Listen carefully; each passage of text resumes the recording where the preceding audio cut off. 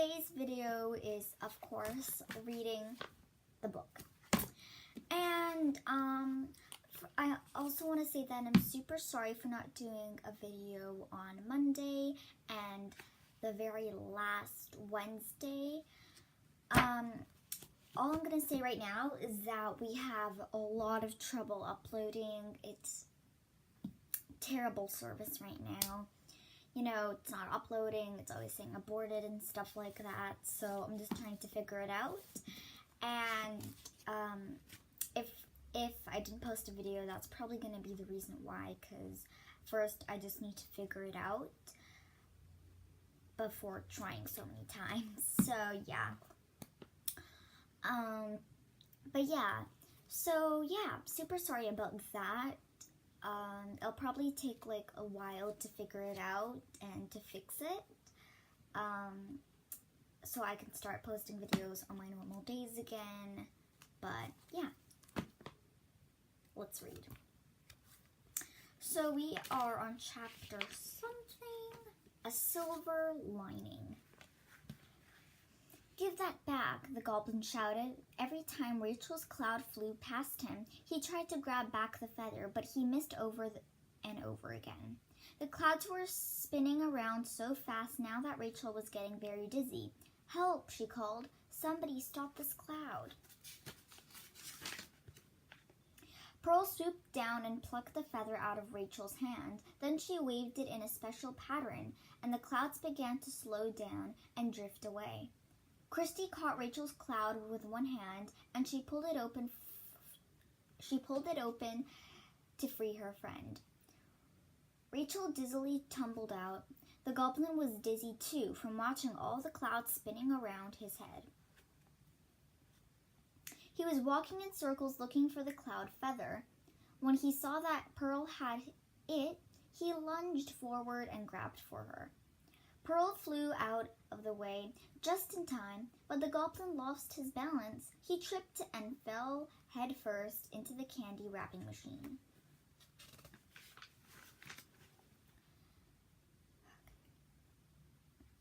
The girls and Pearl watched in amazement as the yelling goblin was wrapped in a cute sheet of shiny silver paper. Then the goblin-shaped candy moved along the conveyor belt and was wrapped with a sparkly silver ribbon that serves him right. Rachel laughed. "I don't know, conveyor. Sorry guys, don't know." "Come on," said Pearl, smiling. "Let's get out of here before he unwraps himself."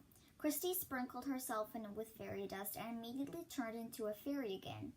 Then the three friends flew out of the factory through the air vent outside. Pearl waved her magic wand and returned to the girls the normal size. "I better make sure everybody else is in Weatherbury gets back to normal right away." Pearl laughed. Sorry, that did not come out right. I missed some punctuations there.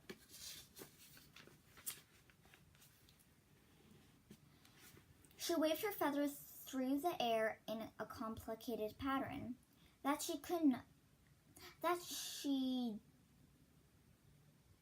do it," she said cheerfully.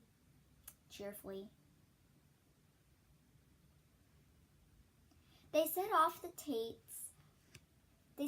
Tate's house, and Pearls hid in Rachel's pocket again. "Look," whispered Rachel, as they made their way through the village.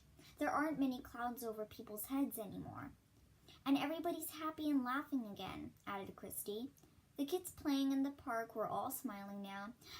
As the girls passed the post coffee, Miss Bird gave them a cheerful wave. "I'll give Doodle his beautiful cloud feather back," Pearl said. When they arrived at the Tate's house, "He'll be so happy to see it." Rachel and Christy stood in the garden. They watched as Pearl flew up on top of the barn. The fairy placed the cloud feather in Doodle's tail. A minute later, the rooster's feathers began to sparkle with fairy magic.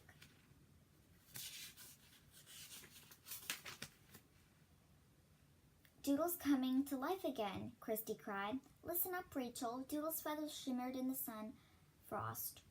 "Wow," he sparked, but the next minute he was cold. hard metal again. Beware, Jack Frost. What? Christy said thoughtfully, as Pearl flew down to join them. What does it mean? I don't know, replied Pearl. But be careful. Jack Frost won't want to lose any more magic feathers, and now I have to return to Fairyland. The pretty fairy hugs Rachel and Christy, scattering little shiny pink and white clouds around them. Then she fluttered up into the sky. Goodbye, she called. And thank you. Good luck finding out the other 4 weather feathers. Goodbye, called Christy and Rachel, waving, smiling.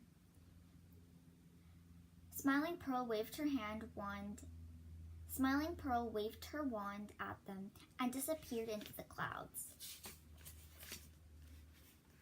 The girls went into the house where Mrs. and Mr. Tate were in the living room watching TV.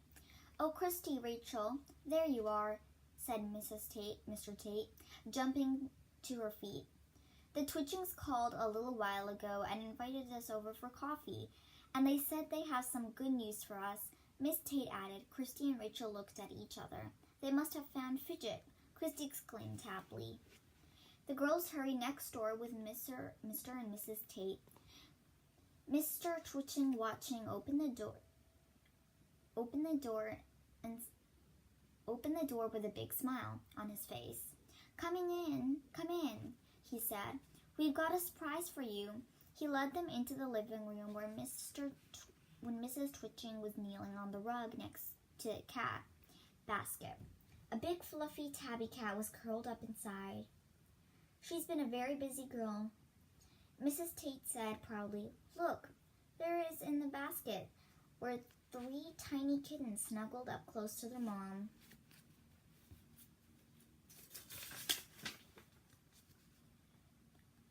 Two were tabby cats like Fidget, and one was black with a little white spot on the top of its head. They were so young their eyes weren't even open yet. Oh, Rachel, aren't they beautiful? Christy whispered, gently stroking the black and white kitten on its tiny head.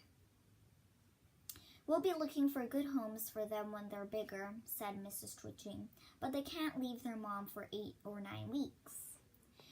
Oh, Christy gasped, her eyes shining. Maybe I could have one. I don't see why not, Mr. Tate said, smiling. Mrs. Tate said, smiling. Which one would you like, Christy?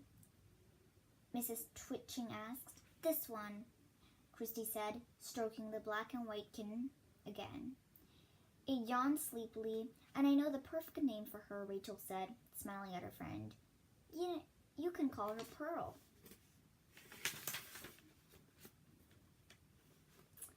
Well, guys, I have some good news. That is the end of the book.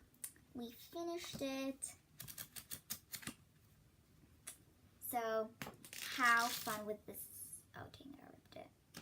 How fun was that, guys? Oh, that was super nice, and it was a really good book. I really liked it. It was super interesting and nice to read. So, yeah. Anyways, guys, thanks so much for watching. Please subscribe and like this video and comment down below of what other videos you'd like me to do. Thanks so much for watching, and bye!